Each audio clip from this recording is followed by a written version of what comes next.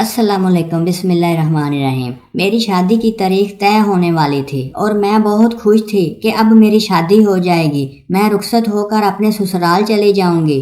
مگر جب لڑکے والے آئے تو میرے ابا نے معذرت کر لی کہ ہم ابھی بیٹی کی شادی کرنے کے حالات میں نہیں ہیں، حالانکہ میرے منگیتر کے گھر والوں نے کہا بھی کہ ہمیں لڑکی کے سوا کچھ بھی نہیں چاہیے، سادگی سے رخصت کر دیں۔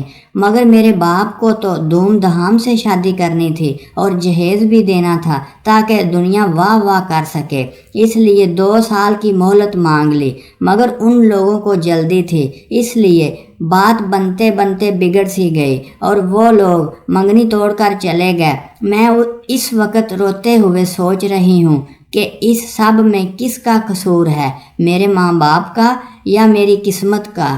اگر آپ کو ویڈیو اچھی لگے تو پلیز چینل کو ضرور سبسکرائب کر دیں تاکہ اس طرح کی اور سٹوریز آپ تک پہنچ سکیں۔ Thank you very much.